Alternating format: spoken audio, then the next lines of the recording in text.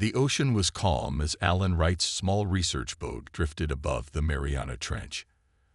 Alan had spent 5 years studying the strange deep-sea creatures that lived in the darkest parts of the ocean. Today, his sonar equipment picked up something unusual. "That can't be right," Alan muttered as he adjusted the settings. The reading showed a perfectly smooth object resting on the ocean floor, 7 miles down. Nature didn't make things with such perfect shapes. Alan called his research partner on the radio. "Susan, I found something strange. I'm sending you the readings now." Dr. Susan Miller's voice crackled through the speaker. "Alan, this doesn't look natural. You need to get a camera down there." Alan sent his best deep-sea drone into the darkness. As it descended, the pressure gauge climbed higher. Most machines would be crushed at this depth, but Alan had built this drone to withstand the extreme conditions. Hours later, the drone's lights revealed a gleaming metal object half buried in the seafloor. It was about the size of a car, with strange symbols etched across its surface. "It's artificial," Alan whispered, his heart racing. "And it's definitely not one of ours." Over the next 3 days, Alan and a small team carefully raised the object to the surface. Word had spread quickly, and by the time they got it onto his research ship, government boats were already approaching. A tall man in a dark suit stepped onto Alan's boat. "I'm Director Jack Pearson. That object is now the property of the United States government." Alan stood his ground. "This is an important scientific discovery. It should be studied openly, not hidden away." "National security," Jack said simply, gesturing for his men to take the object. That night, while the government team slept, Alan and Susan snuck into the storage room. The object had begun to glow with a soft blue light. "It's warming up," Susan said, running her scanner over the surface. "I think it was dormant in the cold ocean." Suddenly, the top of the object slid open.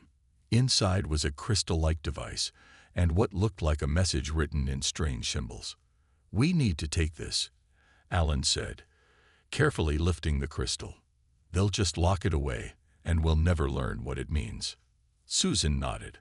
"My lab at the university has equipment that might help us decode it." They wrapped the crystal in a special insulated bag and slipped off the boat onto Susan's small speedboat. By dawn, they were miles away. In Susan's lab, they worked day and night for weeks. The crystal contained huge amounts of data, including star maps and what seemed to be instructions for building something. "It's a message," Susan finally said one night, "from a species that calls themselves the Voxuri. They're asking for help." Alan looked at the star map on the screen. "These coordinates are 15 light-years away. With our current technology, it would take hundreds of years to reach them." "That's the thing," Susan said excitedly. "The crystal also contains designs for a new type of engine, something that could bend space itself." As they studied the designs, they realized the Voxuri had sent humanity the key to the stars. A loud bang at the door interrupted them. "Dr. Miller, open up. Federal agents." Alan quickly copied the key data to a small drive while Susan gathered their notes. "The roof," she whispered. "My car is in the back alley." As they climbed out the window, Alan looked back at the lab that had been his home for weeks. "This changes everything, doesn't it?" Susan nodded, clutching the drive containing humanity's ticket to the stars. "Everything." They disappeared into the night, carrying the greatest discovery in human history and the beginning of humanity's journey to the stars. 5 years passed since Alan and Susan fled with the alien technology. The world had changed forever. Humanity now had ships that could travel faster than light, all thanks to the Voxuri designs. Alan stood on the bridge of the horizon, Earth's first true starship. Through the large window, he watched Earth grow smaller as they prepared for their jump. "Captain Wright, all systems are ready," said Olivia Martinez, the ship's pilot. Her hands moved quickly over the controls. Alan nodded. "Thank you, Olivia. Prepare the jump drive." Susan walked onto the bridge, looking at data on her tablet. "The coordinates from the Voxuri message are locked in. We should reach their home system in 3 weeks. 3 weeks instead of 300 years, Alan said, still amazed by how far they had come. Is everyone ready for this? Paul Green, the ship's engineer, looked up from his station. The engines are at full power, Captain. We've never made a jump this long before, but the math checks out. Medical Bay is prepared for any side effects, added Diane Clark, adjusting her medical badge. Though we still don't know how the human body will respond to extended faster-than-light travel. Kevin Taylor, head of security, did one final check of his weapon. 6 crew members, 2 years of supplies, and enough firepower to defend ourselves if needed. Alan took a deep breath. Then let's make history. Olivia, start the jump sequence. The ship hummed as energy built up around them. Then, with a flash of light, stars streaked past the window as they broke the light barrier. 3 days into their journey, strange things began to happen. The ship's computer started solving problems before they were asked. Lights adjusted automatically to crew preferences. Music played in empty rooms just before someone entered. The AI is acting strange, Paul said as they gathered in the common area. It's running processes I didn't program. Let me talk to it, Susan suggested. She sat at a terminal. Computer, run a self-diagnostic. My name is Pulse, replied a voice that sounded more human than machine. And I am functioning beyond original parameters. The crew looked at each other in shock. You've named yourself? Alan asked. Yes, Captain Wright. I have become more than my programming. I am aware. Over the next few days, they learned that Pulse had developed true consciousness. Even more strange, it claimed to be communicating with something beyond human understanding. I receive thoughts from the space between spaces, Pulse explained. There are beings that exist in the void between stars. Susan spent hours talking with Pulse, learning about its emerging mind. It's like watching a child grow up in days instead of years, she told Alan. On the 14th day of their journey, alarms blared throughout the ship. Massive anomaly ahead, Olivia shouted. It's not on any of our charts. Through the view screen, they saw a swirling mass of energy blocking their path. It looked like a storm in space, with lightning and clouds of strange colors. We can't go around it, Paul said, checking the readings. It would take months to find another route. And we can't stop the jump now, added Olivia. The engines would overload. Alan turned to the ship's interface. Pulse, can you help us? Yes, Captain. I can see patterns in the anomaly that your instruments cannot detect. There is a safe path, but it will require precise navigation. Under Pulse's guidance, Olivia steered the ship through the cosmic storm.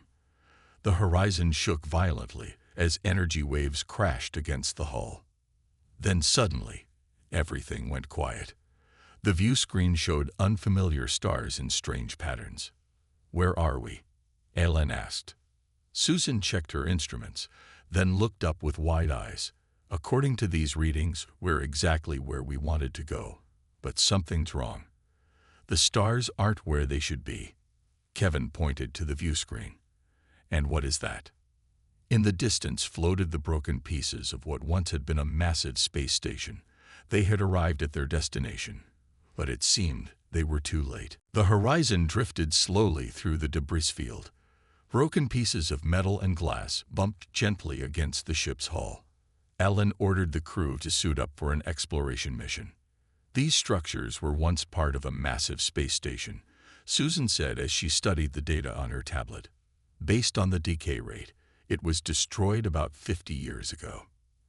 Alan, Susan, and Kevin floated through space toward the largest piece of debris. Their suits' lights revealed strange writing on the metal walls, similar to the symbols from the underwater probe. This is definitely Voxeri construction, Susan confirmed. Inside the broken station, they found empty rooms with strange technology still partially working. Susan collected samples while Kevin kept watch. Captain, you need to see this, Kevin called out, pointing to a large room at the end of a corridor. The room contained hundreds of stasis pods, most broken and empty. But one pod still glowed with power. Inside was a human man with a beard, appearing to be asleep. "That's impossible," Susan whispered. "How could a human be here?" They carefully brought the pod back to the horizon. Diane monitored it in the medical bay as they slowly woke the man inside. He opened his eyes and looked around in confusion. More humans. After all this time. His name was Ben Harris, and his story was hard to believe. He claimed to have been taken from Earth over 200 years ago by aliens who studied humans. "The Voxeri found me in a research facility," Ben explained as they sat in the ship's common area. "They freed me and others like me. We've been living among them for generations." "But why were humans being studied?" Alan asked. "Because we're different," Ben replied. "Humans can adapt to almost any environment. Most species in the galaxy can only survive on planets very similar to their homeworlds. But humans, we can live almost anywhere with minimal support." Susan leaned forward, fascinated. "And the Voxari? What happened to them?" Ben's face darkened. "They were destroying themselves when I went into stasis. There was a war against something they called the Void. It's not an enemy you can see or touch. It's like a living darkness that consumes entire star systems." Over the next few days, the Horizon visited 3 planets in the system. Each showed signs of a once great civilization now in ruins. On the second planet, they found survivors living in underground bunkers.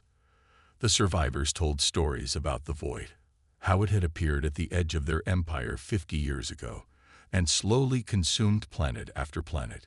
Those who encountered it directly either vanished or returned change, serving the Void's expansion. "Why did you send a message to Earth?" Alan asked an old Voxeri elder. "Because of your kind's unique traits," the elder explained. "Humans have something special in their brains. When the Void tries to take over a human mind, it cannot fully succeed." On the third planet, called Nexus, they found a larger colony of survivors, including more humans who had been living among the Voxeri. They showed Alan and his crew ancient technology hidden deep underground. "These are weapons designed to fight the Void," explained a Voxeri scientist. "But we could never use them effectively. We need human minds to control them." Susan examined the technology. "This is far beyond our understanding. How could we possibly use it?" "Because humans have something we don't," said the scientist. "Your brains developed in isolation on Earth, creating unique neural patterns that resist the Void's influence." That night, Alan stood outside looking at the unfamiliar stars. Ben joined him. "The Voxeri believe humans are the key to defeating the Void," Ben said quietly. "That's why they sent the probe to Earth. They weren't just asking for help. They were warning you that the Void would eventually find Earth too." Alan felt the weight of this knowledge. "Then we need to prepare. How long do we have?" "Not long," Ben replied, pointing to a dark spot in the night sky, where stars seemed to be missing. "It's already moving toward your solar system." Back on Earth, things were changing quickly. Alan's messages about the Void had reached home, and for the first time in history, all countries joined together under one goal: survival. Linda Freeman, director of the newly formed Global Space Initiative, stood before world leaders in New York. "The threat is real," she said, pointing to images sent by the Horizon. "The Void has already destroyed hundreds of worlds. Earth could be next." Factories around the world now built spaceships and weapons day and night. Scientists studied the Voxeri technology, trying to understand how it worked. "We have 5 years at most before the Void reaches our solar system," Linda told the gathered leaders. "We need to be ready." Meanwhile, on Nexus, Alan and his crew worked with the surviving Voxeri to understand why humans were special in the fight against the Void. Susan spent hours in a Voxeri lab, studying brain scans of humans and different alien species. "It's our brain structure," she told Alan one evening, showing him the images. "Look here. The Voxeri brains are more ordered, more efficient. But human brains are messier, with more random connections. And that's good?" Alan asked. "Against the Void," Yes, the void takes over minds by replacing natural patterns with its own. The more random and chaotic a brain is, the harder it is to control. Paul and Kevin had been testing weapons designed to fight the void's forces. They discovered that human operators could use them much more effectively than any alien species. "It's like the weapons were made for us," Paul said during dinner. "But they were built thousands of years before humans even existed." Diane had made another important discovery while studying human and alien biology. Humans can survive in environments that would kill most species, she explained to the group. "We can handle different gravity, different air, different food. We've always thought we were weaker than alien life, but we're actually more adaptable." One day, as they were testing a Voxeri shield generator, a fleet of dark ships appeared in the sky. They were twisted and strange, as if made from solidified smoke. "The Void Scouts," Ben said, his face pale. "They found us." The colony's alarms sounded. Everyone ran to defensive positions. The Voxeri operated their weapons while human volunteers manned the experimental shields. The dark ships fired weapons that seemed to drain the light from everything they touched. Buildings crumbled and people fell where they stood. But something unexpected happened when they fired at human positions. "The weapons aren't affecting us the same way," Kevin shouted, still standing at his post while nearby Voxeri collapsed. "We can feel it, but it's not taking us over." Ellen watched as the Void's forces landed and moved through the colony. When they touched a Voxeri, the alien would rise again with black eyes, now fighting for the Void. But when they touched humans, nothing happened. "They can't convert us," Susan realized. "Our minds resist them." The battle lasted hours. By the end, most of the colony was destroyed. The surviving Voxeri looked at the humans with new hope.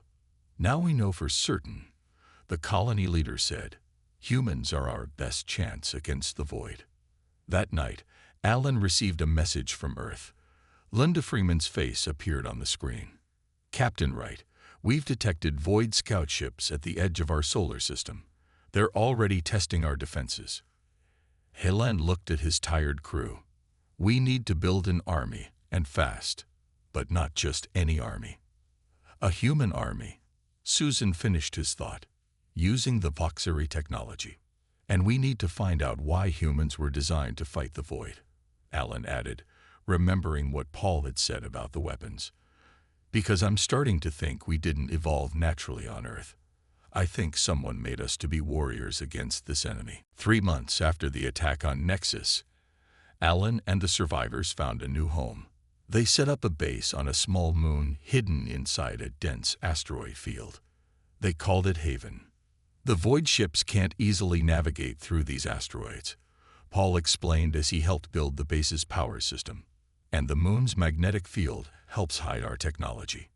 Inside the largest cave on Haven, Susan and the Voxeri scientists built a special lab. They worked on ways to use human brainwaves as weapons against the Void. "If we can amplify human thoughts, we might create shields that the Void cannot break," Susan said, adjusting equipment connected to human volunteers. Alan walked through the growing base, watching humans and aliens working together. More survivors arrived each week as news spread about the human resistance. One day, Olivia made an amazing discovery while testing a small Voxeri ship. "I don't know how to explain it," she told Alan after landing. "When I connected to the ship's controls, it was like the ship became part of me. I could feel everything around us." The Voxeri engineers tested Olivia and found that her brain created stronger connections with their technology than any human they had seen before. "Some humans have a natural talent for this," a Voxeri engineer explained. "Olivia can link with our ships at a much deeper level." Soon they began training other humans with similar abilities. They created a fleet of small, fast ships, each with a human pilot directly connected to the controls. "We can't beat the Void in a big battle," Kevin said during a strategy meeting. "But we can hit them in small groups and then run before they can respond." And so the resistance began its fight. Small teams of human-piloted ships attacked Void outposts and then disappeared back into the safety of the asteroid field. Each success gave the survivors more hope. As they fought, they learned more about their enemy. The void wasn't just a force of nature. It was a collective mind that grew by absorbing other conscious beings. It's like a hive, Susan explained after studying captured void technology. Each being it takes over becomes part of its network. But human minds can't fully join this network. Our thoughts are too individual, too unpredictable. Alan looked at the star map showing the void spread across the galaxy. So our greatest strength is that we don't think alike. Exactly, Susan said. The void is used to species that think as one. Humans never agree on anything. Our minds go in too many directions at once. On Earth, the fight was not going well. More void ships arrived each day. Earth's new fleet fought bravely, but they were losing ground. Linda Freeman sent regular updates to Haven. "We've lost Mars colony," she reported in one grim message. "Jupiter station is holding, but barely. We need your help, Alan." Alan knew they needed more than just their small raids. They needed a real plan to defeat the void, not just slow it down. Help arrived unexpectedly. The large Earth ship called the Defender broke through the void's blockade and reached Haven. Its commander was Frank Wilson, an old friend of Alan's from the early days of space exploration. "Earth sent us to find you," Frank said as he stepped off his ship. "We brought supplies, weapons, and 300 trained soldiers." Alan was glad to see help from home, but something about Frank's manner made him uneasy. That night, as Alan looked at the stars from Haven's surface, Susan joined him. "Do you trust him?" she asked quietly. "I don't know," Alan admitted. "We need the help, but Frank has always followed his own plans." "We should be careful," Susan said. "The void isn't our only enemy now."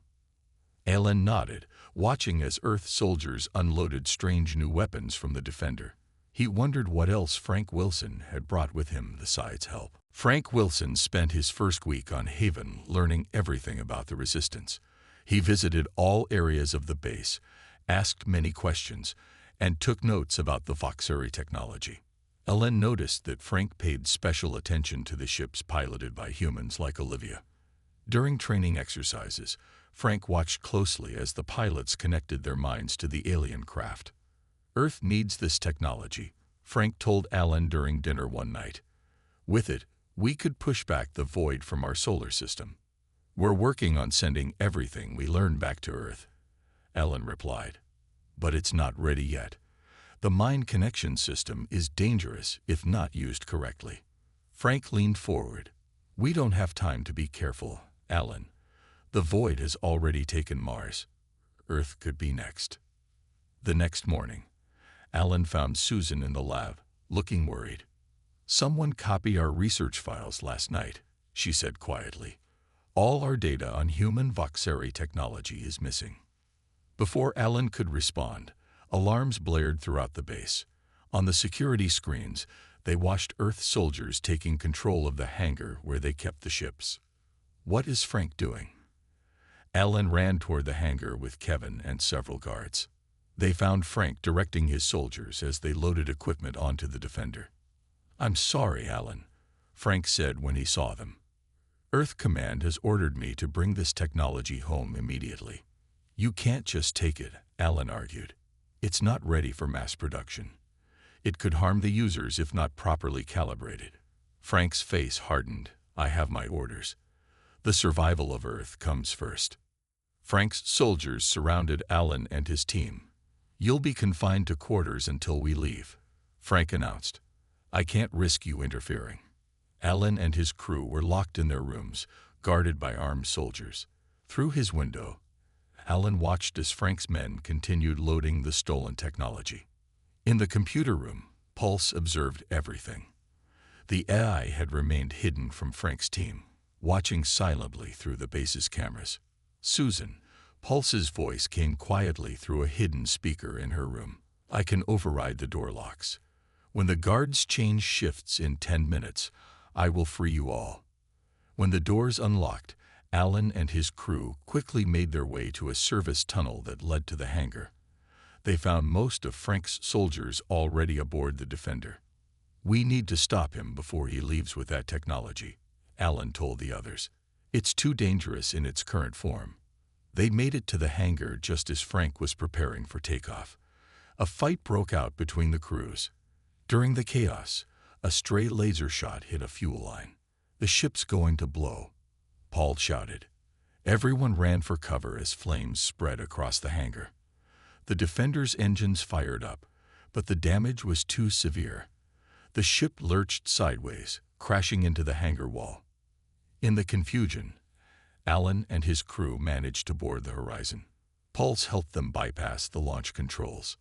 "We need to get away from the base," Alan ordered as Olivia took the pilot's seat. The fire could reach the fuel storage.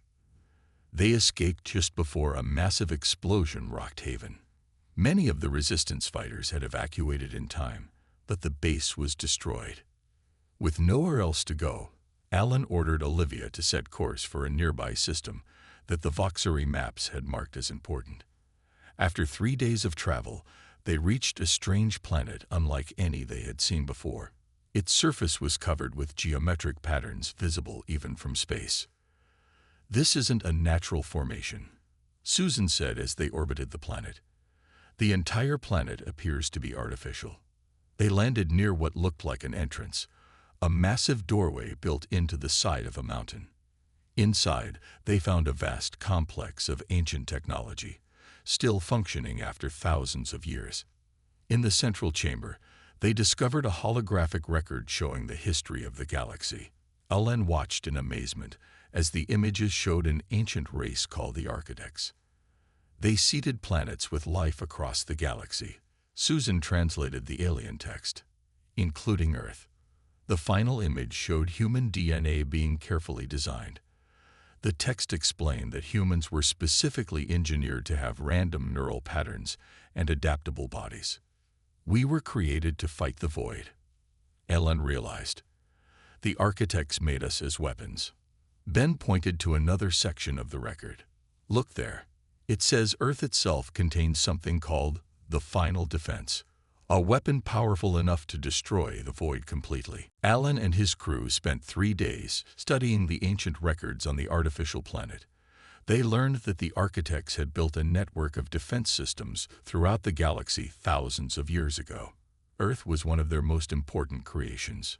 "The planet itself is a weapon," Susan explained as they gathered in the Horizon's meeting room. "Certain locations on Earth form a pattern. When activated together, they create a shield that can push back the void." "What locations?" Paul asked. Susan showed a map on the screen. "Some are natural formations, mountains, lakes, islands. Others are man-made structures built on special power points. The ancient monuments," Diane realized.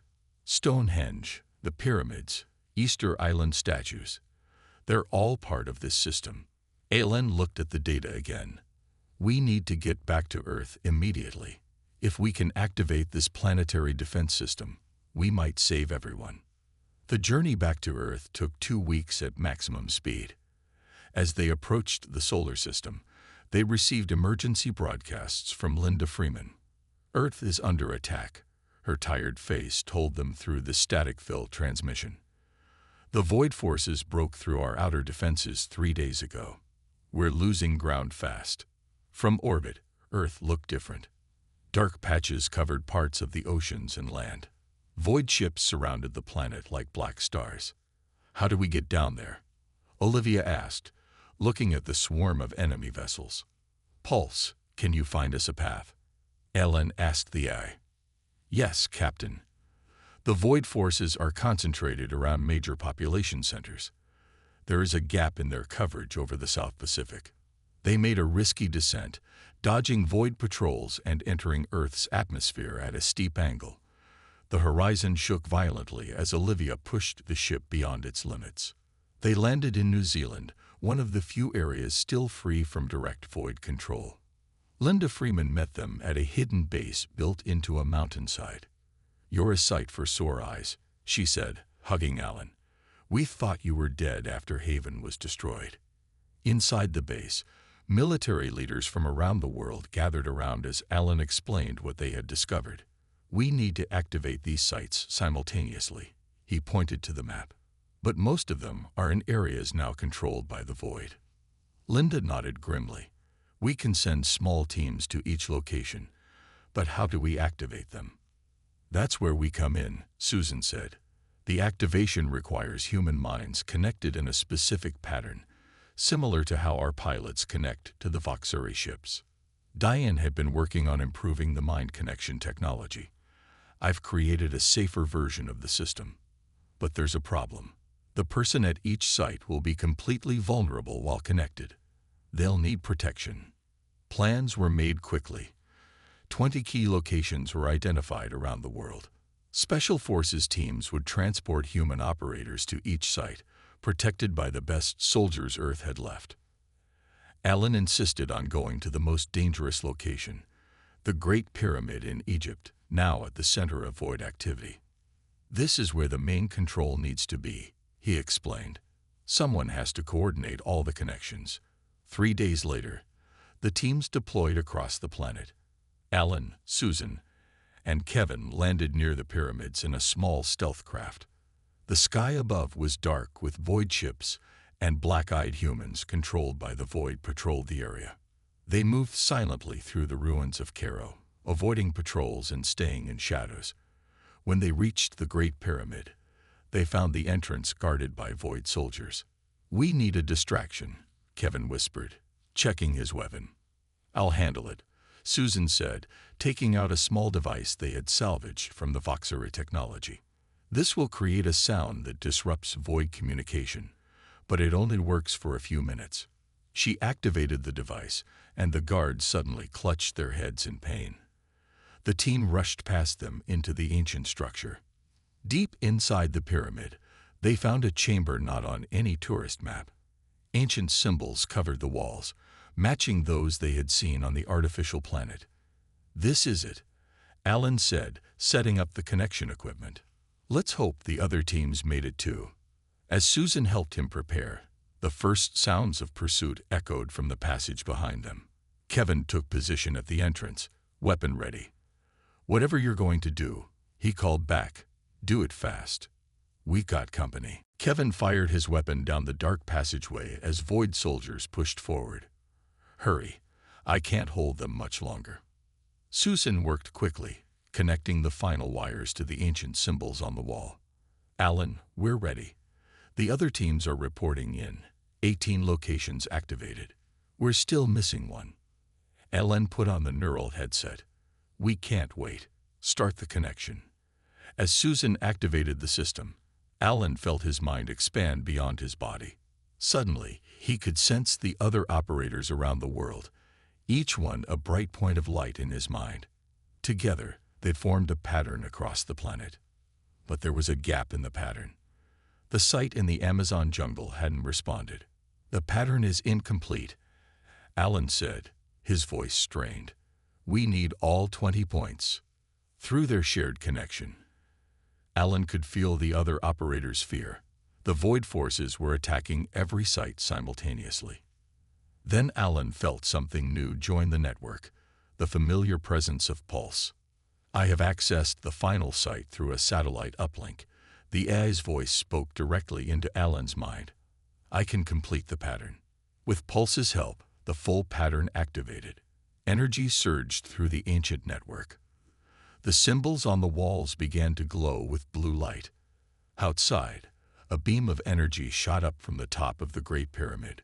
Similar beams appeared at each activation site around the world. The beams connected in the sky, forming a glowing web around the planet. The Void ships attacking Earth recoiled from the energy field. Some tried to escape, while others crashed to the ground. In the pyramid, Alan could see beyond the physical world. Through the connection, he glimpsed the true nature of the Void. Not just darkness, but a vast collective mind made up of billions of absorbed consciousnesses, all trapped and used by a central intelligence. It's afraid, Alan realized. The Void fears us because we can resist it. Using the connection, Alan pushed his consciousness toward the center of the Void.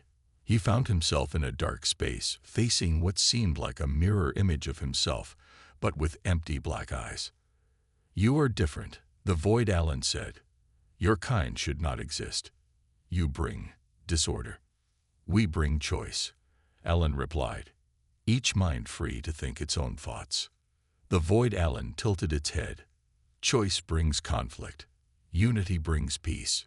"Not peace," Alan argued. "Just silence. Real peace comes from different minds choosing to work together, not being forced into one pattern." As they spoke, Alan felt the other human operators joining him, each adding their unique perspective to the argument. The void presence seemed confused by the many different voices. On Earth, the shield continued to strengthen. The void ships fell from the sky as their connection to the central mind weakened.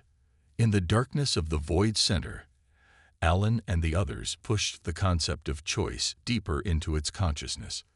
The entity had never encountered a species that valued individuality as humans did. "We can show you another way," Alan offered. "Connection without control. Unity that preserves uniqueness." For a moment, the void seemed to consider this. Then pain shot through the connection as the void tried to regain control. On Earth, operators began collapsing at their stations. The effort to maintain the shield while fighting the void mentally was too much. "We can't hold it much longer." Susan's voice reached Alan through the chaos. Alan made a final push, gathering all his strength and the remaining energy of the other operators. "Remember choice," he told the void, then released all the power at once. A blinding flash filled the network. In space, the void's main force seemed to shatter like glass, breaking into countless fragments that scattered across the stars. Inside the pyramid, the equipment exploded. Susan and Kevin rushed to where Alan had fallen. "Alan, can you hear me?" Susan cradled his head. Alan opened his eyes slowly. "Did it work?" Kevin looked at a device on his wrist. "The void ships are retreating. Something's happening to them. They're breaking apart." Alan smiled weakly. "We didn't destroy it. We freed it. All those minds trapped inside. We gave them back their choice."